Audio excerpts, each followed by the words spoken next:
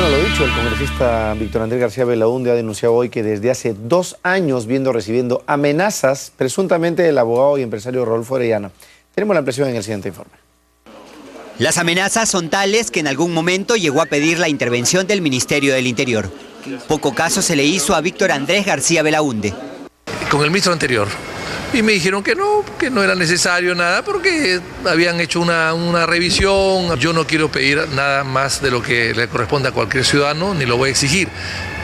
Pero evidentemente cualquier cosa que pase será de entera responsabilidad del Ministerio del Interior. El parlamentario espera tener mejor suerte con Walter Albán que con Wilfredo Pedraza. Denuncia haber recibido llamadas amenazantes, haber notado seguimientos. Incluso han llegado a tocar su puerta, dice. Desde hace un par de años, Víctor Andrés García Belaúnde viene recibiendo advertencias, según estima, por investigar a Rodolfo Orellana. Últimamente han llegado algunas, pero por oleadas, ¿no? A veces muy fuertes durante una semana, después 2 o 3 meses sin nada, vuelven a hacer otra vez llamadas raras. Vamos a investigarlo sin ningún tipo de temor y vamos a llegar hasta el final. El propio presidente del Congreso se solidariza con el acción populista. Estamos personalmente conversando con el señor ministro del Interior y con el director general de la Policía y con el equipo de seguridad del Congreso a efectos que coordine medidas adicionales de seguridad. García Belaúnde es el promotor de la iniciativa aprobada el jueves en el Pleno para crear una comisión que investigará al abogado los presuntos actos de corrupción y sus nexos con funcionarios del Estado. Yo nunca he tenido una relación con Rodolfo Orellana más allá de estar en una ONG por un mes que estuvo él, y una ONG sin fines de lucro, que se dedicaba a recibir denuncias y a tramitarlas ante el Ministerio Público. Quien me invitó a mí fue el coronel Benedicto Jiménez. Tiene entre sus querellados a más de 20 periodistas, ¿no?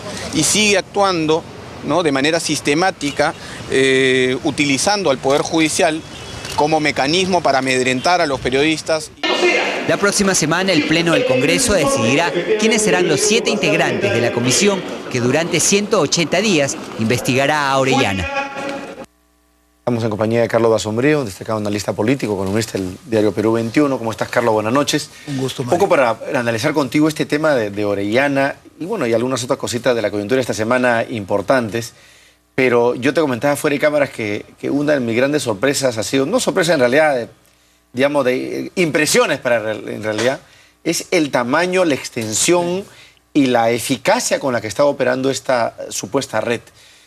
¿Para ti también era una sorpresa o cómo lo consideras? El tema Orellana ha ido saliendo a lo largo de los años ya, porque son años, sí, de manera parcial, una noticia por acá, una noticia por allá. Entonces, creo que lo que ha ocurrido ahora es Caretas, por ejemplo, ha seguido muy cerca, ¿no? Orellana, al estar vinculado al tema Ancash, digamos, se ha hecho más visible las cosas que ha hecho ya, y como que estas fichitas de rompecabezas de repente se han puesto armadas sobre la mesa y lo que vemos es un personaje que ha hecho, digamos, una serie de prácticas que lo acusan de lavado de activos. Que es lo más difícil, lo más complicado, ¿no? Lo más... digamos, ha habido ahora lo más grave, acusando de lavados de activos vinculados al narcotráfico. Lo acusan de apropiarse ilegalmente de propiedades de la gente, o sea, a través de tráfico de terrenos, inmuebles, y también remates. Digamos, falsificando documentación. Exacto. También lo acusan. Con el contubernio de registros públicos, exacto, notarías. Lo acusan de haber tenido una cooperativa que presentaba cartas de garantías falsas para que empresas se presenten a concursos con el Estado. Una serie de cosas que solamente pueden haber funcionado si hubiera, no solamente, o sea, no es la habilidad de una persona en burlar la ley, de lo que nos están describiendo estos casos, sino las complicidades al interior de las instituciones del Estado, principalmente en el Poder Judicial y el Ministerio Público, si no, no se podría entender.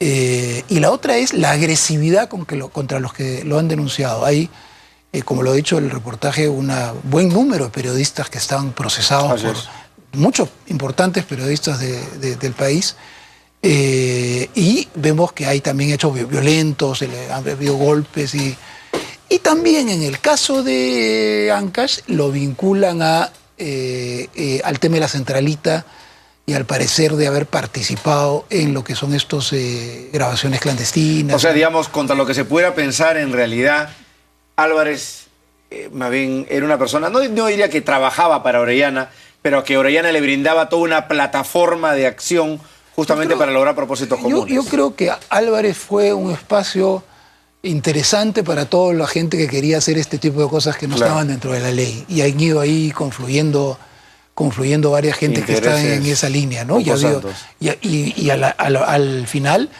Álvarez era una plataforma delictiva. Se está hablando de narcotráfico, se está hablando de corrupción del Estado, de asesinato, una serie de hechos delictivos que cada vez se van desenmarañando. Ahora, ¿convendría que el Congreso entre a tallar con una comisión investigadora? Lo digo porque a veces ha resultado que el Ministerio Público ha actuado más rápido en esta oportunidad. Ahora, sin embargo, claro, en este caso es cierto que hay fiscales directamente involucrados con Orellana. Yo lo que... A ver, sobre las comisiones investigadoras del Congreso, uno tiene dudas, ¿no? Te pongo un ejemplo muy, muy concreto. A Álvarez lo investigó una comisión del Congreso a pedido Modesto Julca. 10 votos contra 1, se anuló, dijo que no había nada contra Álvarez. 10 votos contra 1. Y son las mismas cosas que ahora conocemos. No es que eran temas diferentes. No, lo mismo que ahora conocemos. Entonces, depende pues esta comisión del Congreso cómo actuará. Pero tengo la impresión que esa comisión investigadora viene y que, digamos, Orellana está muy vulnerable, digamos, ¿no? Es el tipo de persona que ha dado un paso más allá de... O sea, este tipo de cosas normalmente cuando salen a la luz muy públicamente, los reflectores de la opinión pública se ponen ahí y ya es bien difícil que pasen colado, como se dice en criollo. Así es. Carlos, en cuanto al tema López Meneses, tú sabes que hoy día se ha hecho presente en la comisión el señor López Meneses, ha dado un argumento de carácter procesal, de respecto al debido proceso, en el sentido de que si no es la sesión pública, él no tiene por qué presentarse, y está el tema del pedido para que el presidente Humala vaya y dé su versión. ¿Le ves futuro al éxito del trabajo que se viene, de investigación que se viene llevando a cabo en el caso de López Meneses? A ver, yo estoy convencido de que en el caso de López Meneses no fue un caso de corrupción policial tal cual lo ha descrito el presidente. Exacto. Eso me queda claro y creo bastante va más allá, ¿no? Creo que la gran mayoría de la gente lo sabe. Ahora, creo que no sabemos todavía qué cosa era lo que es adicional. Esa es la parte que no se ha logrado avanzar nada. O sea, y en ese sentido, solo si la comisión encuentra qué cosa adicional, o mejor dicho, cuál es la verdad de lo que ahí ocurría o indicios razonables de eso, si no la comisión... Diera la impresión que quienes han ido, por lo menos los mandos militares y policiales, han ido a dar su versión sin que los afecte a ellos y sin tampoco afectar a los demás. O sea, como que había una suerte de labor y al almirante Cueto lo han mandado a Washington. Exacto, o sea, como que... Digamos, como que se ha creado una situación en la cual no hay por dónde avanzar, a menos que alguien que esté involucrado hable. Y eso pareciera que no va a ocurrir. Y Humala va a retirar exactamente lo mismo que ha dicho ya, que es un caso de corrupción policial y que tomó las medidas. Si es que se llega a producir esta situación, o mejor dicho, la comisión va donde el presidente, si es que esto llega a ocurrir, va a decir eso, ya es una corrupción policial.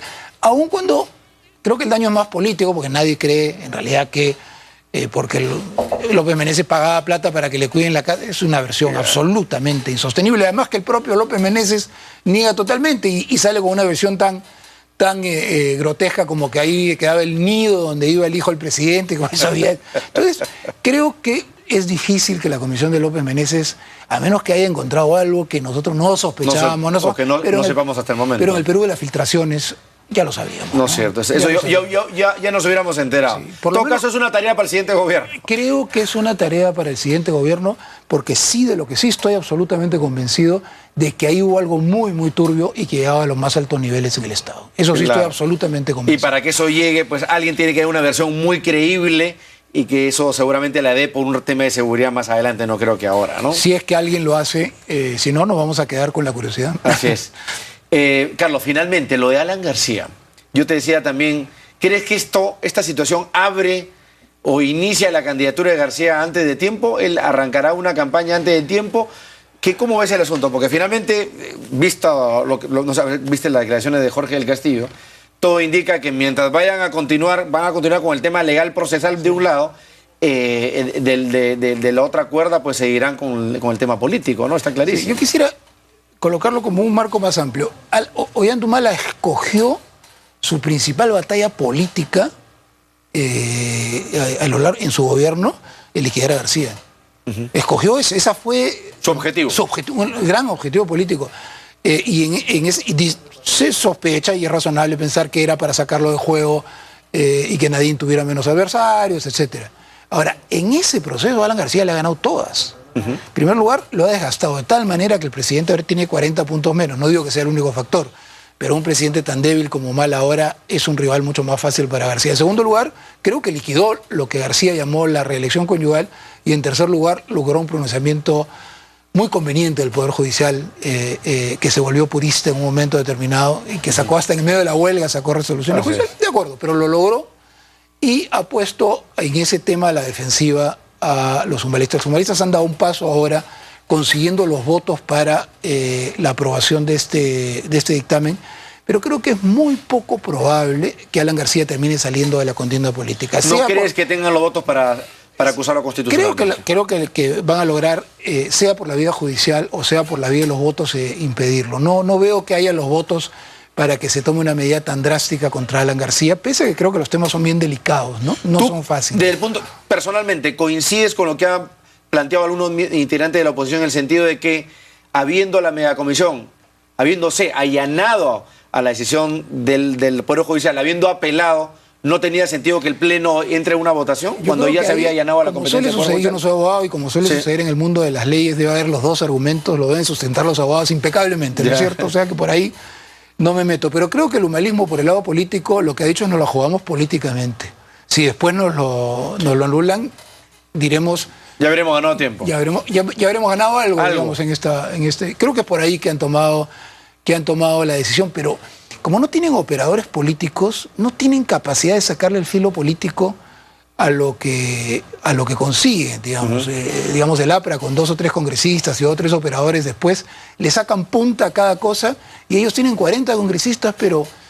O sea, son los que han ganado, pero diera la impresión de que fueron los que han perdido, en el sentido de la capacidad de obtener réditos políticos de su victoria. Fíjate, en medio de eso aparece la acusación del aporte de la minería ilegal, por ejemplo, y ya los han arrinconado de fea manera, creo yo, porque ni siquiera son capaces de dar una explicación consistente a un señalamiento muy concreto, ¿no? Muy concreto y muy cierto, ¿no? Y cierto. Porque, bueno, está en los documentos. Ahí está, con la firma de Bogotá. Así como Bogotá dice, yo en mi firma, pero no recibió nada. Ya la gente no entiende lo que está hablando. Además, una cosa muy concreta, ellos pusieron a Amado Romero en el Congreso. Así es. El famoso, aportante. El famoso come oro. O sea, no es que o sea, estamos hablando... No es una locura. No es una locura.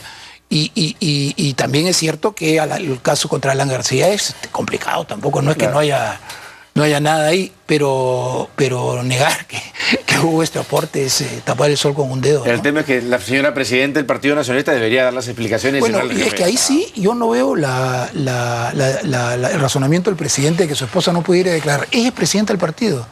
Es a ella que se le acusa de haber recibido esos dineros directamente. Entonces, ¿por qué no puede declarar sobre esos temas? Ella no tiene inmunidad de ningún tipo, y no se puede sostener que ella está ajena a la vida política, porque es la presidenta del partido. Y debería ser la primera interesada en salvaguardar el nombre de su partido, de su organización, con miras incluso a las elecciones. Pero, o sea, ahora, digamos, no va a quedar la duda en el siguiente proceso electoral, va a recibir o no dinero lástima, de la minería ilegal. Mario, ¿no? Viéndolo más en general, que toda la política gire por hechos de corrupción de un lado o del otro, por donde volteas. Creo que es un deterioro que es lamentable de la política en el Perú. Y que se va a volver a manifestar en estas elecciones seguramente el 5 de octubre, ¿no? Se va a volver a manifestar en muchos sentidos. Uno, que las campañas electorales van a acusar al otro de cosa cierta o no, con lo cual va a haber un inmundicia a un lado o al otro. Después creo que no hay ninguna garantía de que no haya dinero sucio en las campañas electorales, y no hay ninguna garantía que no tengamos otro Álvarez elegido en algún lugar del país, ¿no? Salvo que tengamos ciudadanos algo iluminados y conscientes de tratar de votar, digamos, por las opciones más sanas, por decirlo menos, pero eso es muy complicado, ¿no? Habiendo dinero de por medio. Sí, es muy complicado porque cuando hay mucho dinero se construyen imágenes, digamos, y el electorado no está, como desprecia la política, no le presta atención hasta los 2 últimos días, no tiene capacidad de tener una imagen clara de lo que ocurre, ¿no? Yo he postulado acá varias veces que una parte de la solución es el voto libre y facultativo y quitar el voto obligatorio. Pero bueno, ese es otro debate, mi querido Carlos Basombrío. Gracias por estar con nosotros. Un gusto. Gusto que esté con nosotros. Nos vamos a un corte, pero antes lo dejamos con nuestro segmento Detrás de Brasil 2014.